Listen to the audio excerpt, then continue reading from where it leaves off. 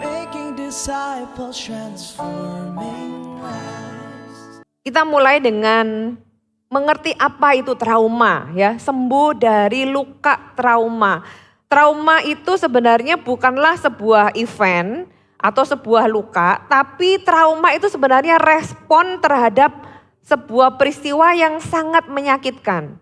Atau di dalam kedokteran trauma itu bisa disebut sebagai cedera. Ya, Anda mengalami sebuah pukulan yang begitu berat, Anda mengalami kayak memar gitu ya. Anda kena pukulan atau kena hantam sesuatu yang membuat Anda sakit atau biru atau memar gitu ya. Nah, Anda mengalami yang namanya trauma. Jadi respon dari apa yang sudah terjadi, sebuah peristiwa yang paling menyakitkan atau sangat mengganggu. Dan trauma itu bisa macam-macam. Kalau tadi di kedokteran bilang trauma, kalau Anda melihat Bruce memperlihatkan itu kepada seorang dokter, Anda dikatakan Anda mengalami trauma secara fisik. Tapi trauma juga bisa secara emosi maupun mental maupun spiritual. Apa itu trauma spiritual? Trauma spiritual, saudara pernah mengalami atau mendengarlah, saya berdoa di GMS tidak ada yang mengalami itu. Saya berdoa di semua penggembalaan akan menjadi penggembalaan yang sehat. Tapi trauma spiritual itu bisa terjadi di sana sini gitu ya. Apa itu trauma spiritual? Orang yang menyalahgunakan posisinya di dalam hal yang rohani, dia adalah seorang pemimpin rohani, menyalahgunakan dan akhirnya membuat jemaat atau orang yang dipimpin itu merasa dimanfaatkan, dimanipulasi, diambil keuntungan sehingga orang tersebut akhirnya muak dengan yang namanya agama. Mungkin Anda tahu ada teman-teman atau orang yang Anda kenal pernah mengalaminya. Orang itu akhirnya tidak berani mempercayai hamba Tuhan. Akhirnya berkata bahwa percuma ke gereja gitu ya. Saudara, itu dia ngalami trauma spiritual. Mungkin pernah di abuse secara dimanipulasi pakai suara Tuhan. Ya, ada hamba Tuhan datang, Tuhan berfirman kepadaku, kamu harus kasih motormu sama aku. Saudara bilang sama orang yang datang, kalau ada yang berani ngomong kayak gitu, Tuhan bisa ngomong langsung sama aku, gak usah ngomong sama kamu gitu ya. Sehingga kita gak di-abuse, kita gak dimanipulasi. Itu bisa terjadi dan itu membuat orang itu trauma terhadap gereja, terhadap kerohanian. Dan membuat orang itu bisa menarik diri. Berbagai macam trauma. Secara general ya sebagai pemahaman aja, trauma itu terdiri dari 3 bagian. Yang pertama akut. Trauma akut itu terjadi karena peristiwa yang sekali saja. Misalnya Anda mengalami atau ada orang yang mengalami kecelakaan gitu ya, yang parah saudara. Nah itu adalah pengalaman yang traumatis tapi terjadi 1 kali saja. Atau orang itu pernah mengalami selamat dari bencana alam. Ya traumatis dong gitu, kena gempa bumi atau jembatan roboh atau apa, dia selamat hampir mati, itu pengalaman yang traumatis. 1 kali pernah waktu saya masih kecil ya, kami itu saya enggak jadi ikut karena biasanya tuh saya selalu ikut mama saya kemanapun dia pergi. Tapi waktu itu saya disuruh kamu enggak usah ikut. Mama saya pergi sama adik saya naik becak, padahal pergi waktu itu di Surabaya, entah saya lupa tahun berapa, saya masih kecil. Nah biasanya kalau saya naik becak bertiga itu saya yang di tengah saudara. Jadi mama saya, adik saya yang di tengah. Jadi yang lebih maju gitu. Nah kali itu saya enggak pergi. Mama saya sama adik saya cuma berdua naik becak. Sebenarnya mengambil hasil cek darah saya atau apa gitu saya lupa ya. Nah entah gimana tuh si tukang becaknya ngebut apa gimana. Pokoknya 1 kali di lampu merah dia nggak sempat ngerem. Dan di depan mereka itu ada truk yang punya bawa besi lah gitu panjang. Sampai istilahnya besinya itu kena di perutnya mama saya lah gitu. Sampai mama saya pulang, Tuhan itu ngelindungi kamu Lena. Kalau kamu ikut, waduh itu nggak tahu ceritanya gimana gitu. Karena itu benar-benar persis di tengah katanya. Dan saya itu biasanya ngotot pengen ikut, kok kali itu saya nurut gitu ya, ya puji Tuhan. Berkat dari ketaatan. Nah saudara balik ke sini lagi ya kok malah ke sana. Trauma akut, kejadian sekali, tapi itu membuat orang akhirnya nggak berani lagi. Mama saya sekian lama itu nggak berani naik becak. Nah, berapa banyak saya pernah kecelakaan motor, itu membuat saya ketika naik motor lagi itu gemeteran, takut. Karena trauma, pernah kejadian kecelakaan motor, jadi kecelakaan tunggal sih, saya belok, kebetulan jalannya tuh belok, terus tiba-tiba ada truk di belakang saya itu mendahului saya dan dia tuh kena stang saya. Jadi saya tiba-tiba oleng dan pokoknya terpental antara saya dengan motor gitu ya. Puji Tuhan gak ada mobil di belakangnya karena itu adalah jalan belokan yang orang gak mungkin sempat ngerem. Jadi kalau saya gak dilindungi Tuhan mungkin itu saya udah gak ada karena ada mobil lain yang melindas saya. Tapi puji Tuhan saya hidup sampai hari ini. Tapi itu membuat saya trauma sekian waktu gak berani naik motor lagi. Caranya menghadapi trauma adalah you have to deal it. Jadi saya harus melaluinya lagi, harus naik motor lagi sampai akhirnya ya itu sudah hanya tinggal cerita. Saya gak lagi takut. Ya, trauma akut adalah respon terhadap peristiwa yang satu kali tapi itu sangat menyakitkan atau sangat mengganggu. Kalau yang kedua, trauma kronis. Trauma kronis itu adalah respon dari peristiwa yang terjadi berulang-ulang dalam jangka panjang. Contoh, selama SMP Anda dibully misalnya. Itu pengalaman traumatis dibulinya nggak cuma sekali, tapi sepanjang SMP. Itu menjadi traumatis yang kronis karena terus-menerus berulang-ulang. Kemudian traumatis yang kompleks. Ya, antara akut dengan kronis dan bermacam-macam bentuk. Misalnya Anda tinggal dibesarkan dalam rumah yang mengalami KDRT, Anda lihat orang tua Anda ya tiap hari ada piring terbang gitu kan sambil satu sama lain, wah verbally abuse, tapi di sekolah Anda juga dibully, Anda mengalami kecelakaan dan itu berulang-ulang, itu mengalami sebuah trauma yang kompleks. Tapi saudara, semua orang bisa mengalaminya dan firman Tuhan sebenarnya menjelaskan ada banyak peristiwa dan ada banyak tokoh-tokoh yang juga mengalami peristiwa-peristiwa yang membuat mereka itu takut menjalani hidup.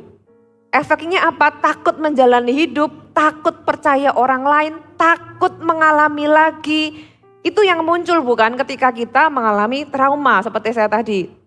Begitu kecelakaan saya takut naik motor lagi. Begitu mama saya kecelakaan becak, takut naik becak lagi. Saudara, membuat kita akhirnya tidak tahu bagaimana mempercayai seseorang ketika kita mengalami trauma di dalam hubungan. Kita takut mempercayai seseorang karena kita takut dilukai lagi. Kita juga takut mempercayai Tuhan. Mungkin kita kecewa sama Tuhan, trauma sama Tuhan, bisa nggak? Bisa, kita jadi takut mempercayai Tuhan. Berapa banyak orang salah persepsi tentang Tuhan akhirnya meninggalkan Tuhan.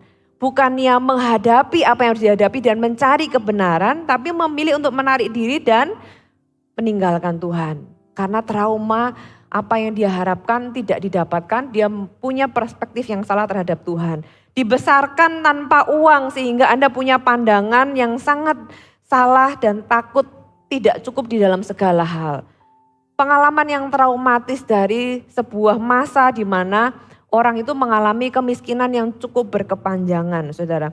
Bagaimana kita bisa sembuh dari trauma? That's the point kenapa kita belajar hari ini dan firman Allah ini untuk Anda. Kita semua butuh sembuh dari yang namanya trauma. Katakan sembuh. Tuhan gak mau Anda tinggal dan kalaupun itu terjadi Anda tahu bagaimana keluar dan sembuh dari yang namanya trauma. Kita belajar dari seorang tokoh firman Tuhan yang bernama Paulus. Saudara mungkin heran apa hubungannya Paulus sama trauma. Paulus itu mengalami trauma sifatnya bukan akut, bukan kronis tapi kompleks. Ada banyak kejadian dalam kehidupannya itu yang seharusnya membuat dia menyerah. Kita buka di 2 Korintus pasal yang ke-11. 2 Korintus pasal yang ke-11 ayat yang ke-23 sampai ayat yang ke-27.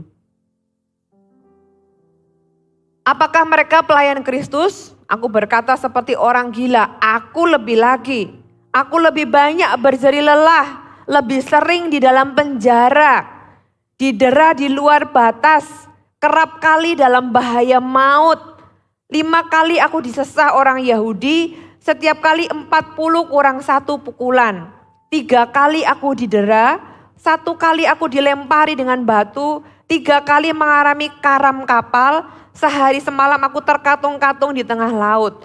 Di dalam perjalananku aku sering diancam bahaya banjir dan bahaya penyamun. Bahaya dari pihak orang-orang Yahudi dan dari pihak orang-orang bukan Yahudi. Bahaya di kota, bahaya di padang gurun, bahaya di tengah laut, dan bahaya dari pihak saudara-saudara palsu. Aku banyak berjeri lelah dan bekerja berat. Kerap kali aku tidak tidur, aku lapar dan dahaga. Kerap kali aku berpuasa, kedinginan dan tanpa pakaian. Saudara bisa menggambarkan ini, dia jelaskan satu-satu. Dan it's really kompleks karena berbeda-beda dari pihak yang berbeda-beda dengan cara yang berbeda-beda. Dan itu selama sekian waktu yang cukup lama, saudara. Paulus itu ngomong bahwa aku ini ngalami semuanya ini. Kalau dia mau mundur, mau kecewa sama Tuhan, mau mundur dari pelayanan, dia kandidat yang cukup baik.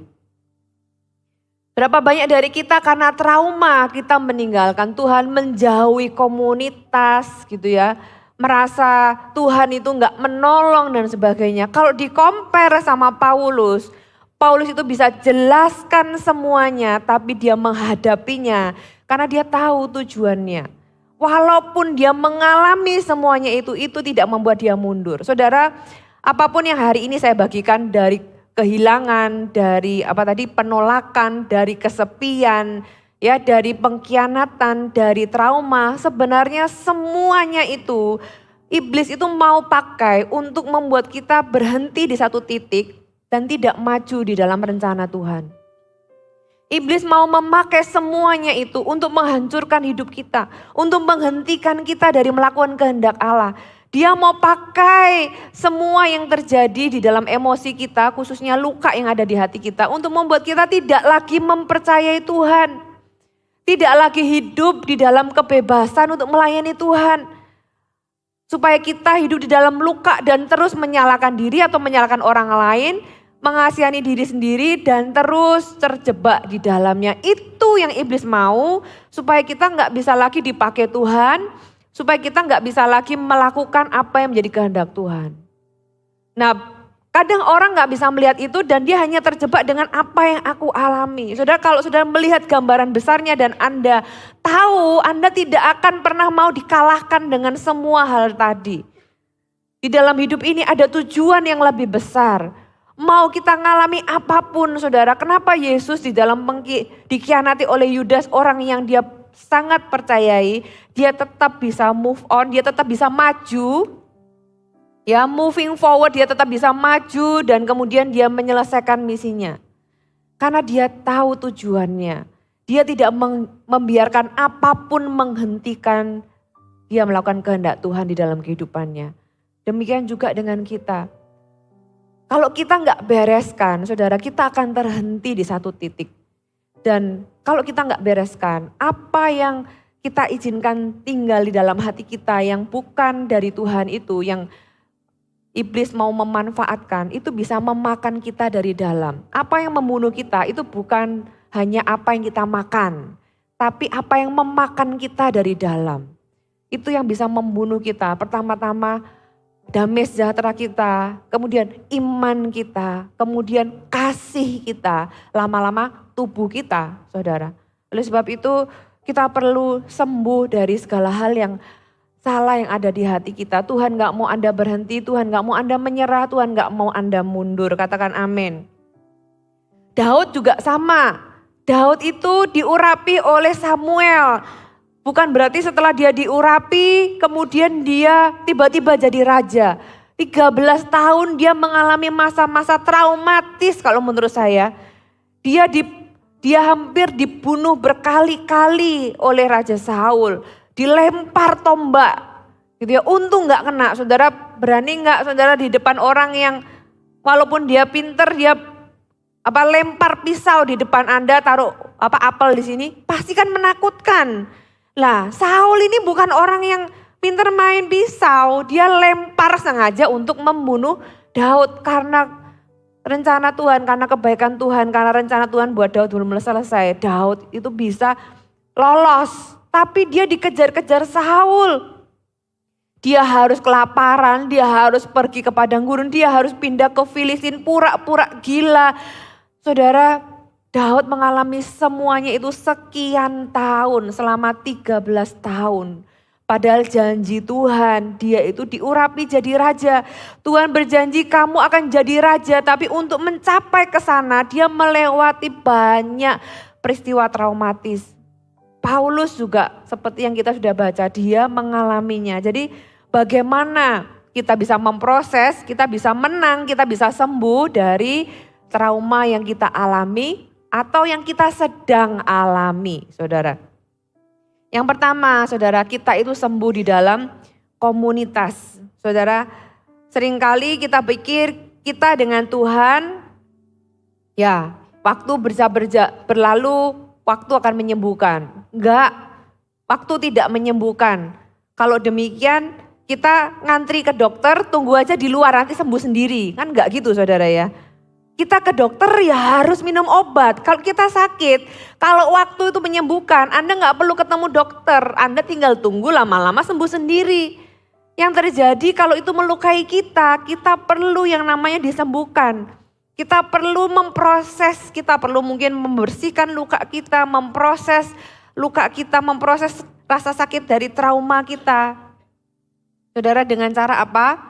Kunci pemulihan yang pertama, kita sembuh di dalam komunitas. Kesembuhan itu terjadi tidak di dalam isolasi, ya, tidak di dalam kesendirian, tapi Tuhan itu mau kita sembuh di dalam komunitas. Oleh sebab itu Tuhan menciptakan Anda punya orang lain. Saudara, Anda tidak pernah dimaksudkan untuk hidup sendiri. Di dalam CG kita punya moto namanya don't do life alone. Ya, jangan hidup itu sendiri. Tuhan itu mau kita hidup satu sama lain saling, katakan saling. Saling menghibur, saling menguatkan, saling menasehati, saling mengingatkan gitu ya. Sebaliknya kalau di dalam komunitas yang salah, orang itu bisa saling menjatuhkan, saling memfitnah, semuanya ada di dalam firman Tuhan. Saling menghancurkan, saling dan sebagainya yang enggak baik. Tapi di dalam komunitas yang tepat, Tuhan mau kita saling mengingatkan, saling menasihati, saling menghibur, saling menguatkan, saling mendoakan. Dan itulah yang menyembuhkan kita, saudara. Kita itu sembuh di dalam komunitas. Tuhan enggak menyembuhkan kita hanya seorang diri. Kita bisa enggak berdoa sama Tuhan? Bisa. Hadirat Tuhan bisa enggak menyembuhkan kita? Tuhan akan menyembuhkanmu siang hari ini. Tapi lebih dari itu, Tuhan itu memberikan sebagian kuasanya itu lewat komunitas. Ada orang yang salah, dia malah perginya ke narkoba, ke alkohol, ke seks bebas gitu ya. Menggunakan makanan sebagai mekanisme untuk menyembuhkan. Ya kan, ada orang itu kalau stres nyarinya apa? Makan ya kan. Makan, mencoba menghibur diri dengan makanan. Yang ada Anda tambah sakit, yang ada Anda tambah kolesterolnya naik gitu kan. Saudara, Tuhan mau menyembuhkan kita di dalam komunitas. Paulus tadi di dalam 2 Korintus, dia menjelaskan apa yang dia alami. Dia dipenjara, dia mengalami pukulan 39 kali. Kenapa 39 kali? Karena orang itu akan bisa mati di dalam pukulan yang dalam 39 pukulan, tapi selama belum 40 kalau orang itu mati, orang itu dianggap mati karena dipukuli. Tapi kalau 40 kali dicambuk, kalau orang itu mati, orang itu dianggap mati karena dibunuh. Makanya orang yang memukul 40 kali itu dianggap sebagai pembunuh, tapi kalau 39 enggak. Nah, dia didera, dicambuki 39 kali dan itu berulang-ulang, Saudara. Dia mengalami kelaparan, kedinginan dan sebagainya. Apa yang membuat dia bisa lepas, sembuh dari semua itu. Dia punya jemaat yang mendukung. Dia punya orang-orang yang mengasihi dia. Ada orang-orang itu yang rela pergi jauh untuk mendatangi Paulus dan membawa bekal. Dia mendapat support secara mental, spiritual, emosional dari orang-orang yang ada di sekelilingnya. Paulus itu gak sendirian. Itulah yang membuat dia bisa bertahan karena dia punya jemaat dan orang-orang yang cinta sama dia. Walaupun dia melalui semuanya, bahkan dia berkata bahwa dia membanggakan apa yang dia alami. Dia gak menyalahkan Tuhan, dia gak menyalahkan orang yang mendera dia atau membenci dia atau berusaha membunuh dia. Dia gak menyalahkan sama sekali. Tapi dia membawanya ke tangan Tuhan dan dia punya orang-orang yang mensupport dia. Saudara butuh orang yang mensupport Anda secara emosi dan rohani. Ya, orang yang bisa tertawa bersama dengan Anda, orang yang bisa berdoa bersama dengan Anda, orang yang mau peduli dengan Anda. Saudara, Anda butuh teman yang demikian. Tadi siang saya tanya, berapa banyak dari Anda yang Anda punya teman yang kalau jam 3 pagi Anda butuh seseorang atau butuh sesuatu, Anda itu gak sungkan telepon orang itu. Punya gak Anda orang yang demikian? Ya, bukan pegawai Anda ya, tapi sahabat. Kalau pegawai itu lain cerita. Punya gak saudara punya sahabat, teman baik yang Anda itu kalau ada kepepet sesuatu, emergency kontak Anda itu dia yang Anda gak pakai sungkan gitu menghubungi dia. Satu kali di sekian waktu yang lalu saya ketika mendengar pertanyaan itu saya refleksi, saya punya enggak ya teman yang saya itu enggak sungkan telepon jam 3 pagi dan saya punya jawabannya bahwa saya enggak punya. Itu mengingatkan saya bahwa Lena, kamu butuh teman gitu ya, kamu butuh sahabat. Dari situ saya mengembangkan diri bahwa saya itu butuh sahabat, bukan cuma saya butuh Tuhan. Tapi Tuhan juga mau saya punya sahabat. Saudara juga perlu. Itu yang membuat Anda terus bisa enjoy life. Itu yang membuat Anda bisa menghadapi tekanan kehidupan. Kehidupan bisa berat. Tapi komunitas yang mendukung itu membuat Anda bisa terus berjalan dan bisa menghadapi dengan lebih kuat. Hari ini saya bisa berkata ada orang-orang yang saya bisa bersahabat dan saya bisa tanda kutip gak sungkan gitu minta tolong. Itu membuat hidup saya lebih fulfill dan kalaupun ada kejadian-kejadian buruk yang saya alami, saya bisa cerita dan ada orang yang mendoakan, ada orang yang memberikan support. Bagaimana dengan Anda? Di negara lain, saudara, punya seseorang yang bisa mengerti dan menemani kita tuh kita harus bayar. Ya, ada saya pernah baca sebuah berita gitu ya, kalau di Jepang orang itu ada yang namanya pekerjaan menemani orang lain, saudara. Hanya untuk menemani, tidak ada interaksi fisik. Menemani ngopi bareng, dengerin ceritanya gitu ya, ngobrol. Dan untuk itu dia dibayar mahal dan tarifnya per jam. Kalau saudara punya teman yang for free mau nemenin Anda itu is a blessing loh saudara. Itu adalah berkat di mana Anda bisa cerita, bisa curhat, bisa sharing gitu ya. Tanpa Anda takut dihakimi, tanpa Anda takut dibocorin gitu kan. Wah itu berkat yang luar biasa. Anda harus jaga hubungan yang demikian. Itu orang-orang yang patut dilestarikan di dalam kehidupan Anda saudara. Anda butuh komunitas dan kesembuhan itu selalu terjadi di dalam komunitas. Ya yang berikutnya adalah saudara bawa trauma Anda kepada Tuhan di dalam doa. Tidak ada cara yang lebih baik, tidak ada tempat yang lebih aman, tidak ada tempat yang lebih baik selain kita datang di hadirat Tuhan. Kita bawa dengan keterbukaan kita apa adanya. Tuhan tidak pernah menolak orang-orang yang datang dengan kehancuran hati. Bahkan firman Tuhan berkata, Tuhan itu dekat dengan orang-orang yang patah hati. Orang-orang yang hatinya remuk, Tuhan itu mau dekat dengan mereka. Saudara bawa itu di hadapan Tuhan. Dalam hal yang paling Anda benci sekalipun, peristiwa-peristiwa yang Anda paling gak suka, di sana Anda akan menemukan kekuatan Tuhan. Saudara, Paulus itu pernah satu kali datang kepada Tuhan membawa duri dalam daging. Kalau saudara baca di firman Tuhan, Paulus itu datang sama Tuhan, Tuhan ambil ini dari hidupku. Aku gak suka ini dari hidupku. Di dalam hidup kita ada hal-hal yang kita gak suka ada di hidup kita, bukan?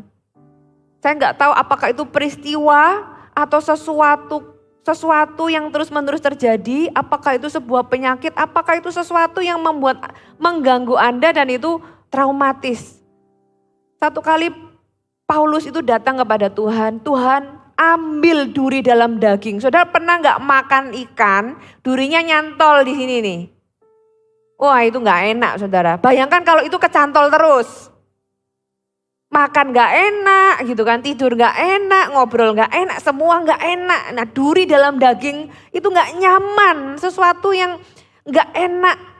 Dan dia itu datang sama Tuhan. Tuhan ambil ini daripadaku, dia datang berkali-kali. Anda bisa datang kepada Tuhan anytime, kapanpun dengan doa yang sama, dengan tangisan yang sama mungkin. Saudara, ada kekuatan yang Tuhan berikan dalam kehidupanmu. Tuhan memberikanmu kekuatan untuk melaluinya.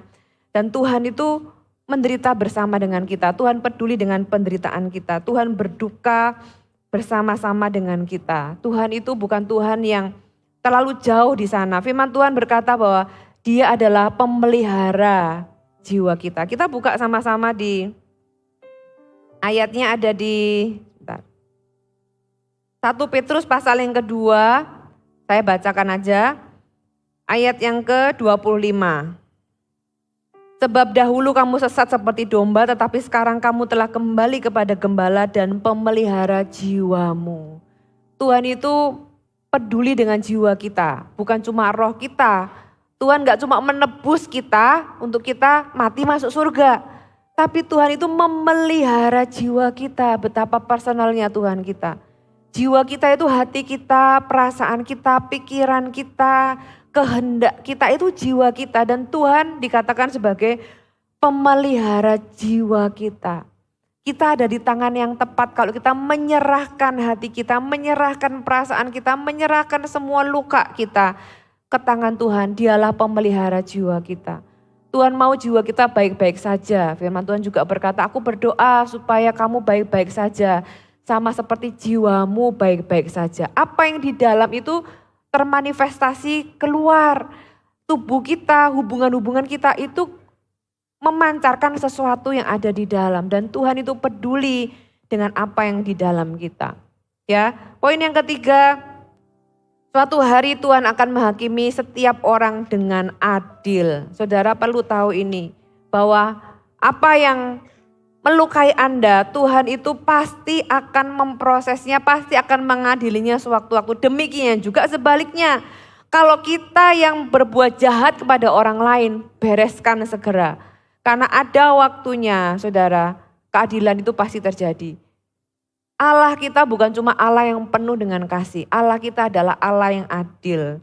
Allah yang tahu membalas apa yang jahat itu dengan adil. Saudara, baik kita yang dijahatin maupun kita yang menjahati. Oleh sebab itu firman Tuhan juga katakan, kalau kamu mau pergi ke pengadilan, segera bereskan. Kalau kita tahu kita salah, segera bereskan di hadapan Tuhan. Kalau kita yang disalahi, bawa itu ke hadapan Tuhan. Firman Tuhan berkata pembalasan itu di tangan Tuhan.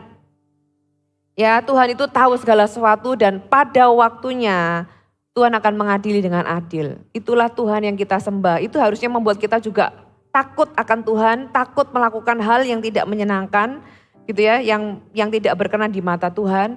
Tapi itu juga membuat kita aman. Kalau ada seseorang atau sebuah peristiwa yang melukai kita, Tuhan itu tahu bagaimana mengadili dengan benar tanpa kita ikut campur. Kalau kita ikut campur, Tuhan gak bisa turun tangan. Tapi kalau kita mau keadilan yang sesungguhnya, serahkan itu ke tangan Tuhan. Amin. Yang berikutnya, fokuslah pada apa yang benar, bukan pada apa yang kamu rasakan. Saudara, emosi kita ketika kita itu ngalami trauma, emosi kita bisa ngalami dua hal. Yang pertama, emosi kita terputus atau terganggu. Ketika emosi terputus itu seperti awalnya sakit yang luar biasa sampai akhirnya mati rasa. Kita nggak ngerasa apa-apa lagi, kita hanya merasa kosong di dalam dan rasanya semuanya tertutup. Kita nggak merasakan apapun, seolah-olah kita itu mengisolasi diri sendiri. Itu kalau emosi kita terputus atau emosi kita terganggu, terdistorsi. Kita mulai mempercayai kebohongan-kebohongan dari iblis dan menganggap itu adalah benar, padahal tidak. 2 Korintus 1 ayat 8-9. Kami merasa begitu tertekan dan benar-benar kewalahan. Saya baca di versi terjemahan baru 2 Korintus pasal yang pertama ayat yang ke-8-9. Sebab kami mau saudara-saudara supaya kamu tahu akan penderitaan yang kami alami di Asia Kecil. Beban yang ditanggungkan atas kami adalah begitu besar dan begitu berat sehingga kami telah putus asa juga akan hidup kami. Bahkan kami merasa seolah-olah kami telah dijatuhi hukuman mati. Tetapi hal itu terjadi supaya kami jangan menaruh kepercayaan kepada diri kami sendiri tetapi hanya kepada Allah yang membangkitkan orang-orang mati. Saudara, Paulus berkata seolah-olah kami itu telah dijatuhi hukuman mati. Seolah-olah kita tuh sudah hampir mati. Tapi apakah Paulus mati? Enggak, Paulus enggak mati. Dia mempercayai bahwa aduh ini sudah enggak kuat lagi. Tapi dia juga tahu sebenarnya ketidakkuatan dia itulah yang membuat dia beralih pengharapannya bukan lagi kepada dirinya tetapi kepada Tuhan. Orang yang mengalami trauma seringkali muncul di dalam pikirannya bahwa tuh kan kamu itu makanya, kamu itu salah, kamu itu enggak layak. Ya, trauma itu kadang-kadang efeknya dua, menyalahkan orang lain dan menyalahkan diri sendiri. Kadang-kadang korban trauma itu menyalahkan, aku ini pasti salah, aku ini ngalami ini karena ini salahku, aku ini pantas menerima ini, aku ini orang yang buruk gitu ya, aku gak berharga, pasti ada yang salah dengan diriku sampai orang itu memperlakukan aku begitu. Pernah gak itu muncul di dalam pikiran Anda? Itu ketika emosi kita terdistorsi dan kita kemudian mempercayai kebohongan itu. Kita akhirnya mengisolasi diri, kita merasa gak berharga, kita merasa buruk, kita merasa gak layak dan sebagainya. Saudara perlu ubah itu di dalam pikiran Anda, isi dengan kebenaran. Ya, saudara harus berkata kepada dirimu bahwa trauma ini bukan kesalahanku. Entahkah itu nanti ada unsur di dalamnya, tapi jangan put the blame itu on yourself.